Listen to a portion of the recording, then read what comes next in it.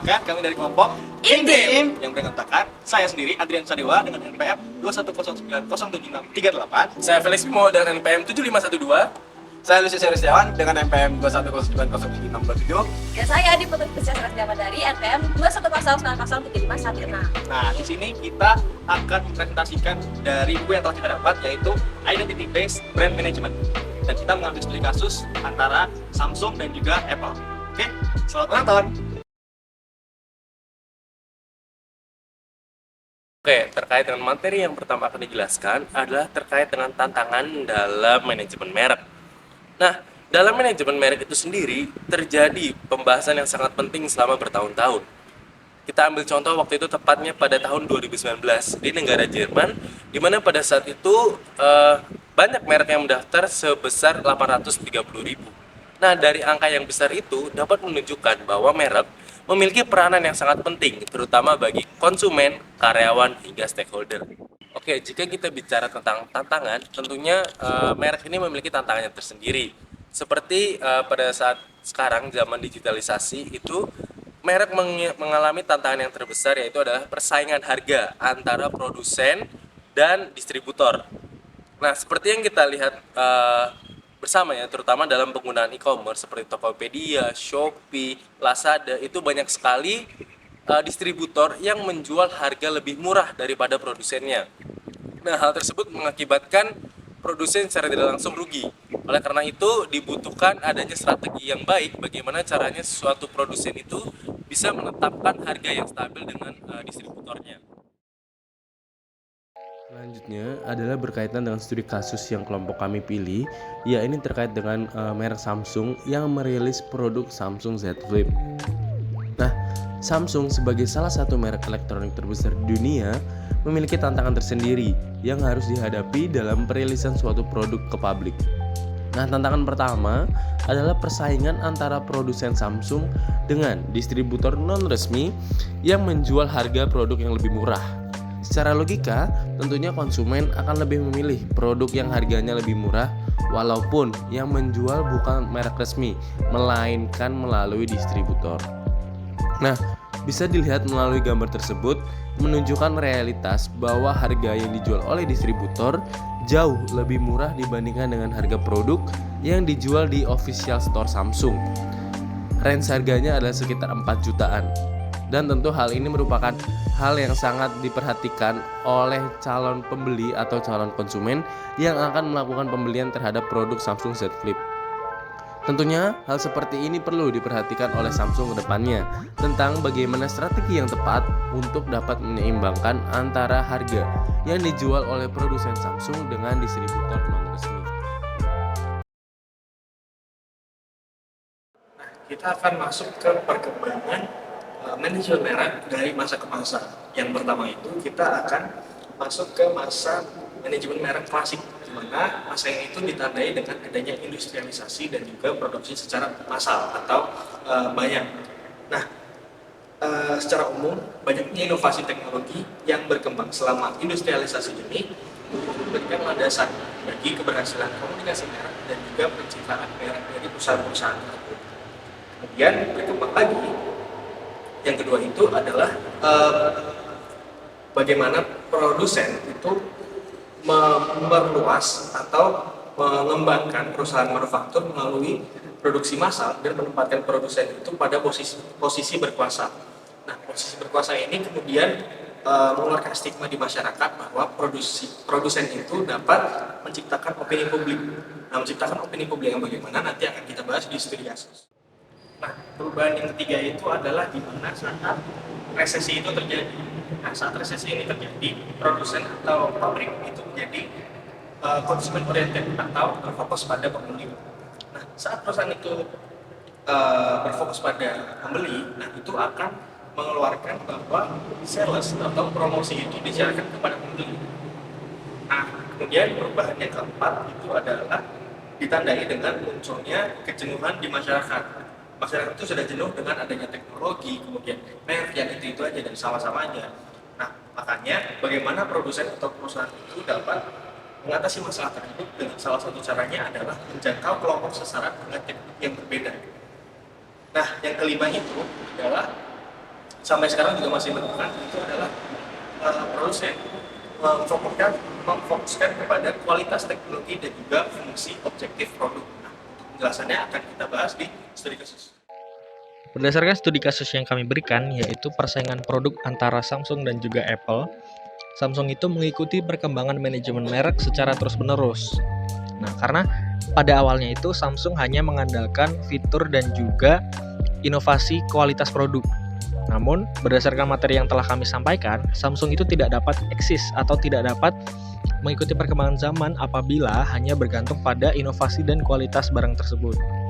Karena masyarakat dunia itu sudah mulai kritis terhadap produk dan juga sensitif terhadap harga yang tertera di produk. Maka dari itu, di masa kelima ini yang kita alami sekarang, yaitu saat konsumen lebih mementingkan identitas perusahaan. Samsung harus bisa menciptakan teknologi yang berbeda atau diferensiasi tadi dengan perusahaan kompetitor lainnya. Nah, Samsung melakukan hal tersebut dengan mengeluarkan produk baru yaitu Samsung Z Flip. Salah satu iklan yang diberikan oleh Samsung Z Flip itu menyampaikan secara tersurat bahwa mereka membandingkan produk mereka dengan Apple. Nah, perbandingan ini disajikan dengan bentuk visual iklan, yaitu dua lahan yang dibatasi oleh pagar. Nah, kemudian di iklan tersebut ada seorang pengguna Apple yang tergoda untuk pindah ke lahan Samsung karena ada beberapa fitur yang membedakan Samsung dengan produk-produk lainnya, yaitu fitur flip yang disediakan oleh Samsung. Nah, kemudian selain itu, beberapa pengguna lain dalam iklan juga secara sarkas mengatakan bahwa Apple hanyalah dalam tanda kutip menunggu fitur-fitur dari kompetitor lainnya agar bisa ditiru oleh mereka atau Apple. Peralihan dari masa merek klasik ke merek korporat memberikan banyak keuntungan bagi perusahaan. Adapun beberapa keuntungan dari merek korporat, yang pertama, itu dibandingkan dengan merek lainnya, penggunaan merek korporat biasanya lebih menguntungkan perusahaan jasa. Kenapa? Karena pada masa merek klasik, perusahaan jasa itu tidak dianggap memiliki merek. Yang kedua, merek korporat memudahkan suatu merek untuk memposisikan diri di tengah inflasi merek. Yang ketiga, pandangan masyarakat lebih terbuka dan luas terkait tanggung jawab dari perusahaan. Dan yang keempat, dengan memanfaatkan teknologi informasi dan komunikasi, konsumen dapat dengan mudah mendapatkan informasi dari suatu merek korporat. Karena merek korporat itu biasanya memiliki brand touchpoint atau yang kita kenal dengan website, iklan, dan juga media sosial. Menurut Meffert and Berman tahun 1996, merek merupakan sekumpulan elemen fungsional dan non-fungsional yang dapat membedakan satu produk dengan produk lainnya yang merupakan kompetitor. Definisi Meffert and Berman tahun 1996 tersebut menggabungkan perspektif dari manajemen internal dengan persepsi eksternal merek. Perspektif manajemen internal itu mengacu pada manfaat serta keuntungan yang diberikan oleh merek kepada kelompok eksternal, baik customer ataupun konsumen, yang nantinya akan menghasilkan permintaan tertentu. Manfaat serta keunggulan dari merek itu dikomunikasikan kepada eksternal dengan menggunakan brand touchpoint, yaitu terdiri dari website, iklan, media sosial, dan yang lainnya. Oke, selanjutnya kita akan membahas tentang konsep dasar manajemen merek berbasis identitas. Dalam pendekatan berbasis identitas, pandangan klasik dari luar ke dalam, manajemen merek itu telah mendominasi dan diperkuat dengan perspektif dari dalam ke luar. Pendekatan ini memerlukan analisis citra diri dari kelompok internal seperti karyawan, manajer, dan juga pemilik. Citra diri merupakan identitas dari suatu merek, dan citra diri ini dapat muncul sebagai bentuk reaksi atau konsepsi dari kelompok eksternal, baik dari customer ataupun konsumen. Ada beberapa hal yang dapat dilakukan untuk membangun merek agar menjadi lebih kuat. Yang pertama, yaitu membuat janji merek yang jelas. Janji merek itu harus dapat memenuhi kebutuhan dari konsumen serta membedakan merek dengan kompetitor lain. Yang kedua, perilaku merek. Perilaku merek berhubungan dengan bagaimana konsumen menemukan merek itu, apakah melalui iklan, media sosial, atau website. Lihat persaingan merek yang saat ini semakin ketat, membuat perusahaan harus memunculkan keunggulan kompetitif. Adapun keunggulan kompetitif itu, yang pertama, pandangan berbasis pasar atau the market based view atau yang kita kenal juga MBV. Pandangan ini menekankan pentingnya peran pasar yang kompetitif untuk memberikan implikasi pada kinerja perusahaan. Yang kedua, pandangan berbasis sumber daya atau the resource based view atau kita kenal juga dengan nama RBV. RBV ini merupakan pandangan terkait bagaimana sebuah perusahaan dapat mencapai keunggulan kompetitif yang berkelanjutan berdasarkan sumber daya yang dimiliki. Dan yang ketiga, pandangan berbasis kompetensi atau the competence based view atau yang kita kenal juga dengan nama CBV. CBV ini merupakan pandangan yang mempertimbangkan kapasitas yang dimiliki oleh perusahaan untuk memperkuat dan meningkatkan kompetensi dari dan sebagai sumber dari competitive advantage. Oke, jika kita kaitkan dengan studi kasus, dalam bersaing dengan sesama produk elektronik, analisis keunggulan kompetitif yang dilakukan oleh Samsung, yaitu yang pertama melalui pandangan berbasis pasar atau the market based view atau MBV. Salah satu MBV yang dilakukan oleh Samsung untuk mengikuti tren dan permintaan pasar adalah dengan membuat Samsung Z Flip yang kompatibel dan minimalis sehingga mudah untuk dibawa. Yang kedua, pada pandangan berbasis sumber daya atau the resource based view atau RBV. RBV dari Samsung yaitu memiliki kemampuan penelitian teknologi dan pengembangan produk dengan 34 pusat R&D di berbagai belahan dunia, serta Samsung juga memiliki sumber daya manusia berbakat dengan lebih dari 50.000 ilmuwan peneliti dan juga insinyur.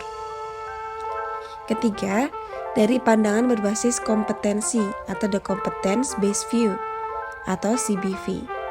Dengan meningkatkan fitur serta fungsi seperti penambahan RAM hingga memori yang dimiliki oleh Samsung menunjukkan jika Samsung berusaha menunjukkan keunggulan kompetitifnya dibandingkan dengan merek lain. Sesuai dengan definisi menurut Mefford and Berman tahun 1996 terkait merek sebagai sekumpulan elemen fungsional dan non-fungsional yang membedakan satu dengan yang lainnya. Meskipun antara Samsung dan juga Apple sama-sama bergerak di bidang elektronik, namun keduanya memiliki keunikan masing-masing yang membedakan keduanya. Jika kita lihat, antara Samsung dan Apple memiliki elemen fungsional dan juga non-fungsional yang membedakan keduanya. Salah satu perbedaannya terletak pada bentuk dari masing-masing merek. Samsung memiliki tipe HP atau ponsel yang dapat di-flip, sedangkan Apple tidak memilikinya. Selain itu, perbedaan dapat dilihat pada aspek fungsional, yaitu dari jenis kamera yang digunakan hingga performa dari handphone.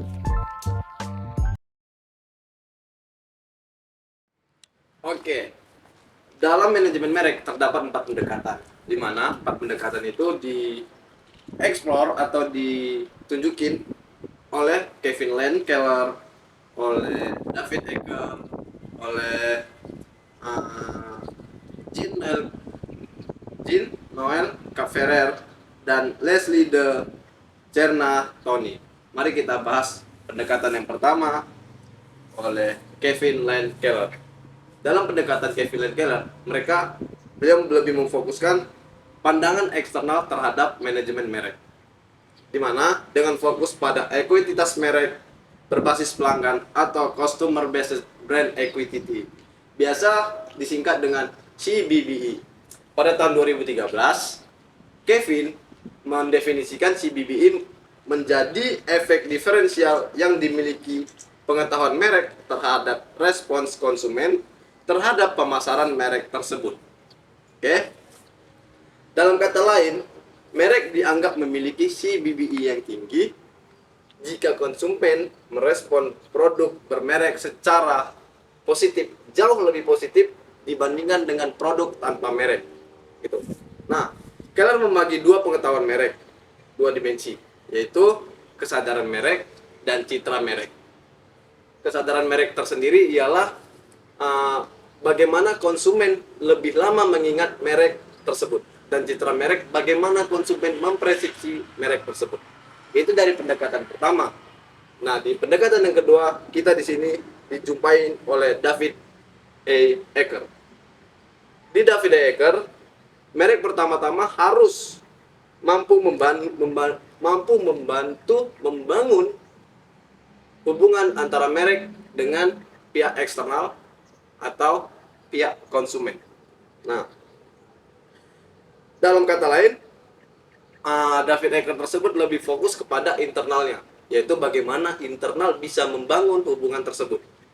Dalam David Eckert, pada tahun 2010, David memperkenalkan 4 dimensi. Yang pertama, merek sebagai produk, yaitu merek itu kayak ada fisiknya, ada nilainya, ada kegunaannya.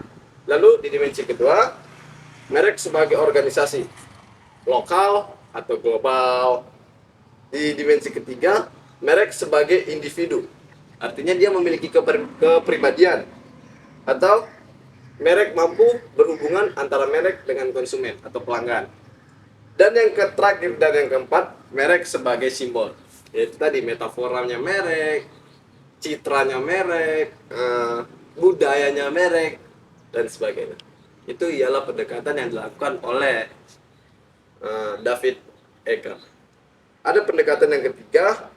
Di sini kita dikenalin oleh Leslie de Cernatoni, di mana Leslie de Cernatoni ini mendefinisikan identitas merek sebagai konsep pokok dari merek dan bagaimana merek menyampaikan konsep ini kepada pemangku kepentingan. Nah, di pendekatan terakhir ada Jean-Noël Cap-Ferrer, di mana pada tahun 2012 si Cap-Ferrer ini lebih memfokuskan internal dan eksternal daripada merek tersebut. Yang pertama kita sebut dengan eksternal dulu saja, di mana eksternal mengacu pada cara merek dilihat oleh kelompok sasaran eksternalnya.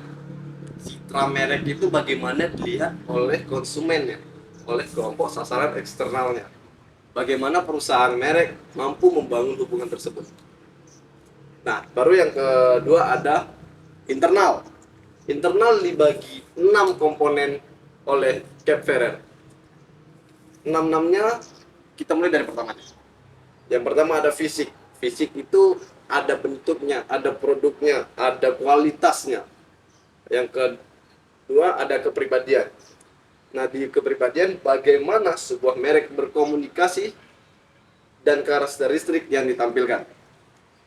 Yang ketiga itu ini yang paling krusial sebenarnya, itu budaya. Bagaimana merek menampilkan ideologinya dan visi merek. Dan yang keempat ada hubungan. Merek sebagai pusat transaksi antar manusia. Yang kelima ada rasa hormat. Merek diasosiasikan dengan citra pengguna merek secara umum. Dan yang terakhir ada citra diri.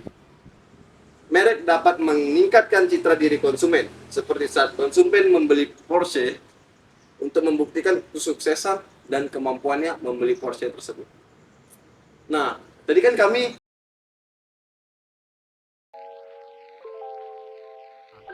di studi kasus kali ini kami mengambil pendekatan oleh Jean-Noël Cap-Ferrer, di mana tadi sudah saya menjelaskan Jean-Noël Cap-Ferrer ini memfokuskan dua, yaitu internal dan eksternal dari merek. Kita akan bahas di internal dulu. Internal di komponen pertama, fisik. Fisik, kalian juga tahu kan bahwa Samsung Z Flip memiliki fisik yang sangat modern, inovasi, dan bisa kita lihat di Samsung yang bisa buka tutup, layar yang bisa buka tutup. Namun lalu yang di komponen yang kedua ada kepribadian. Komponen ini menyorot bagaimana merek berkomunikasi dan karakteristik yang disampaikan. Samsung Z Flip berkomunikasi sebagai merek yang modern, inovatif, dan eksklusif, yang karakteristiknya mencakup kemampuan layar yang bisa dilipat tadi. Lalu budaya. Nah, kelompok kami mengaitkan komponen budaya dalam pendekatan Cap-Ferrer dengan filosofi perusahaan Samsung yang menyatakan bahwa mereka mendedikasikan talenta dan teknologinya untuk menciptakan produk yang inovatif. Ya, kalian tahu lah bahwa teman-teman tahu bahwa Samsung tadi memiliki inovatif yang tinggi pada layar yang bisa dilipat. Itu sudah menunjukkan bahwa mereka memiliki budaya yang ditanamkan pada setiap produk-produk yang ditampilkan mereka. Hubungan. Tadi sudah saya jelaskan bahwa hubungan antar manusia. teknologi yang diciptakan Samsung jelas bisa menghubungkan antar manusia yang dekat dengan dekat, bahkan jauh dengan jauh. Itu tadi. Lalu rasa hormat. Merek dapat diasosiasikan dengan citra pengguna merek secara umum. Pengguna Samsung Z Flip dianggap dihormati, dianggap memiliki kesuksesan, dianggap terlihat keren. Itu yang bisa ditampilkan oleh Samsung Z Flip. Lalu citra diri. Dengan keluarnya Samsung Z Flip di pasar dagang dapat kelompok simpulkan bahwa Samsung mampu meningkatkan citra diri konsumen. Nah, baru kita ambil ke perspektif eksternalnya. Dalam pendekatan Kepler 2012 mencakup citra merek yang tercermin dalam persepsi, opini, dan pandangan konsumen terhadap merek. Bagaimana merek tersebut dilihat oleh publik. Dalam konteks Samsung Z Flip ini, citra mereknya dipengaruhi oleh faktor seperti inovasi, kualitas, eksklusivitas, pengalaman pengguna, dan reputasi Samsung sendiri. Citra merek yang positif menciptakan daya tarik bagi konsumen dan mempengaruhi keberhasilan produk merek Samsung di pasar dagang.